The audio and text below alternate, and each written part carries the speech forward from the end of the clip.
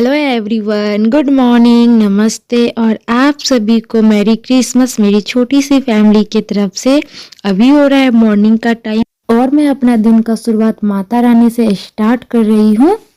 और सप्ते भर में न्यू साल आने वाला है, तो जो पुराना साल है, पुरानी वाली जो बात है, हर मतलब उतार चढ़ाव जिंदगी के वो सारे भूल कर एक नए साल के साथ नई जिंदगी का शुरुआत करें। आप सभी जो भी पिछली बातें उसे भुलाकर अपनों के साथ नए साल की तरह अपने भी जिंदगी में कुछ नए बदलाव लाएं और नए सोच की तरह आगे बढ़े, मस्त रहे और बहुत खुश रहने की कोशिश करें। और सॉरी डियर, कल मैंने ब्लॉग नहीं डाला क्योंकि आराध्या को लेके मैं डॉक्टर के पास चली गई थी और पूरा दिन मतलब ऐसे ही थोड़ा परेशान भी रही क्योंकि बाबू का थोड़ा तबीयत आप सबसे मैं बताई थी।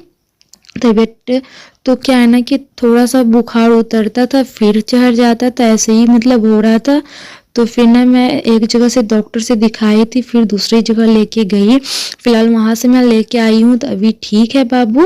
और आप सभी काफ़ी आराध्या के लिए पूछे, इसके लिए तहे दिल से थैंक यू। और हो गई है माता रानी से मेरा दिन का शुरुआत। और एक अच्छी बात बताऊं कि मेरा जैसे ही पूजा हुआ और लाइट भी आ गई लेकिन कहते ना इंसान को सब्र नहीं होती है, मैं सोची थोड़ा मतलब वेट कर लूं, लेकिन ये बोले कि कब तक वेट करेगी, पता नहीं लाइट आएगा कि कब आएगा, इसीलिए वैसे तो जल्दी लाइट नहीं करती है।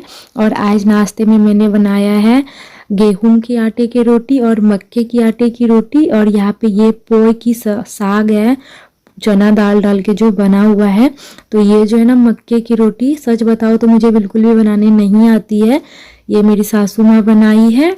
और पता है मतलब ये मेरे मौसी का घर, जब मैं गई थी ना तो वहीं से आटा मौसी लोग दी थी, क्योंकि हम लोग के यहाँ नहीं मक्के की जो आटे होते हैं उन नहीं तैयारी होती है।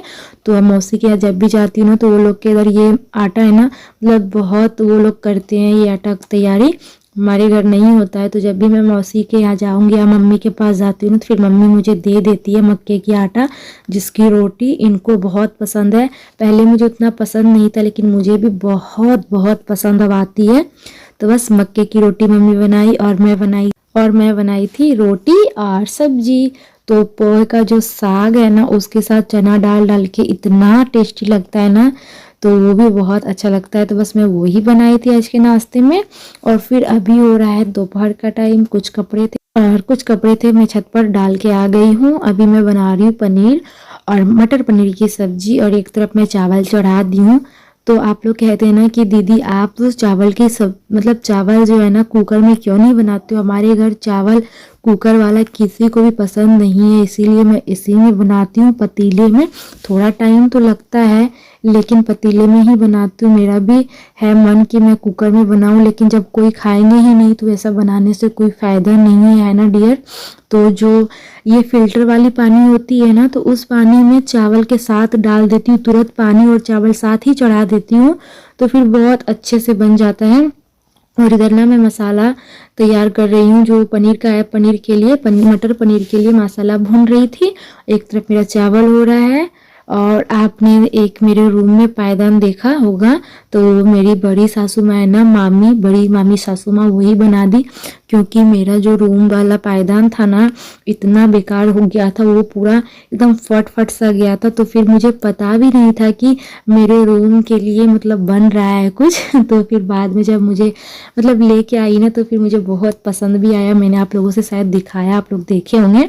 और यहाँ पे दोपहर का खाना में आज मैं बना रही हूँ मटर पनीर की सब्जी और चावल। तो यहाँ पे ना पनीर ज़्यादा टाइम नहीं लगता है पनीर की सब्जी बनने में, थोड़ा सा जो भी टाइम लगा मुझे मटर को ही सिझाने में, तो मैंने मटर के साथ मसाला के साथ ही मटर को भी भून ली थी और बहुत अच्छे से भून चुका था, मटर पक चुकी थी। तो फिर मैं पनीर थोड़ा फ्राई की थी, हल्का सा, ज़्यादा नहीं कि पूरा फ्राई कर दी थी, बिल्कुल हल्का सा। और इधर मेरा सब्जी भी हो गया, साथ में चावल भी हो गया। और फटाफट से, अभी तुरंत तो नहीं खाएंगे, सब गरम गरम ही थोड़ा देर में मैं सर्व करूँगी। उससे पहले मुझे और कुछ काम है, वो काम मैं करूँगी।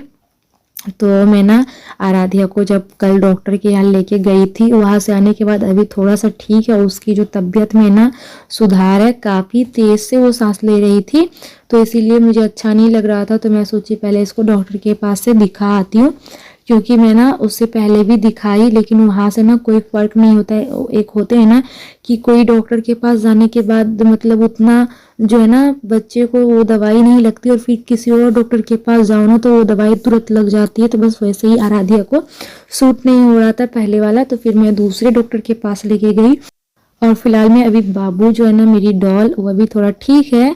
और अब मैं कर रही हूँ इधर रूम की है ना बेडशीट की सेटिंग। तो मम्मी वाला रूम का बेडशीट सेट कर देती हूँ, फिर उस रूम वाली मतलब जो मेरा रूम का बेडशीट है उस रूम का सेट करने जाऊंगी। और जब 2-3 दिन से कुछ कुछ कमेंट आ रहे हैं, जो जिसके लिए मैंने परसों वीडियो बनाया था कि ऐसे वैसे मैंने बोला भी था, तो वो सिस्टर जब मुझे बोली कि दीदी आपके बातों से मैं जीने की तरीका सीख चुकी हूँ, जीने का मुझे एक जरिया मिल गया। अच्छी बात है सिस्टर, आपको मेरी बात समझ में आई कम से कम, और आपने मेरी जो बात को बहुत इम्पोर्टेंट दिया अपने लाइफ में। इससे बड़ी मेरे लिए और कोई बात हो ही नहीं सकती। अगर मेरे जरिए अगर 10 का भी घर सही हो, अच्छा हो, तो मेरे इससे खुशी की बात और क्या हो सकती है क्या नहीं।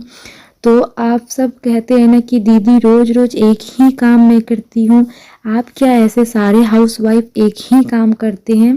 बिल्कुल भी बोर नहीं होना है। मुझे देखिए और मुझे देख करके करिए।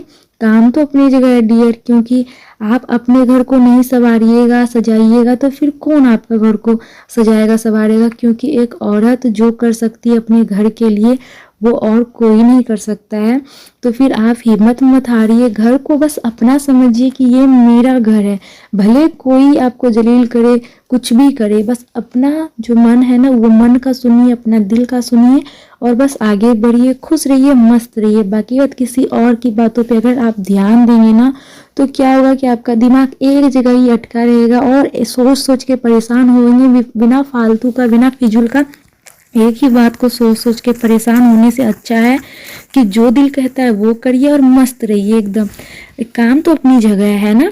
तो चलिए, मेरा दोनों रूम का बेडशीट वगैरह सेट हो चुका है और अभी ना मैं आराध्या को बस दवाई वगैरह पिला दी हूँ, तो वो चली गई अपने दादी के साथ घूमने के लिए बाहर।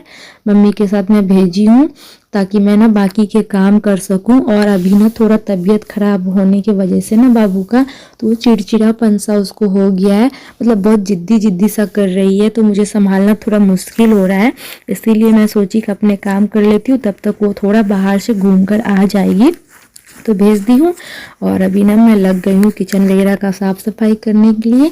तो ये सारा मैं काम कर लूँगी और फिर मैं चलूँगी डेली के तरह। जो सुबह में मैं कपड़े डाली थी तो वो सारे कपड़े मैं ले करके आऊँगी और मुझे अभी वो सारे कपड़े सेट भी करना है।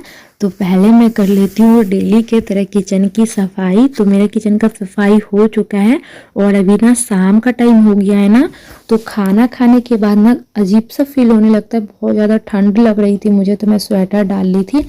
और फिर यहाँ पर जैसे मैं बताई कि बाबू का थोड़ा तबीयत ठीक नहीं चल रहा है ना, तो उसे मैं थोड़ा जब खिलाई थी शाम के टाइम ना, तो पूरा मतलब उसको गोद में लेके मुझे खिलाना होता है, तो पूरा बॉडी में ही तो मेरे कपड़े जो भी थे पूरे गंदा कर दी थी, वॉमिटिंग कर दी पूरा वो।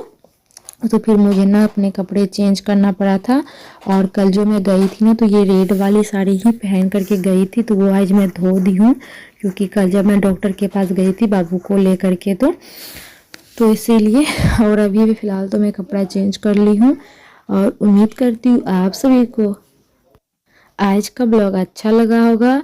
और बस बहुत जल्द न्यू साल जो है ना आने वाली है, तो उम्मीद करती हूँ आप सब के ज़िंदगी में जो ये न्यू साल है ना ढेर सारी खुशियाँ और ढेर सारी प्यार लेकर के आए, ताकि नए साल के तरह अपने दिन और ज़िंदगी की शुरुआत नए तरीके से करें और नई सोच के साथ करें। पुराना वाला सोच पुराना साल में ही छोड़ दीजिए और आने वाला साल है ना उसके साथ एंजॉय करिए, मस्त रहिए, बिंदास रहिए मेरी तरह। बिल्कुल भी आप जो भी मेरे साथ है, बस मुझे देखकर प्रेरणा मिलते रहे आप सभी को। तो चलिए, बहुत ही जल्द मिलेंगे प्यारा सा ब्लॉग के साथ।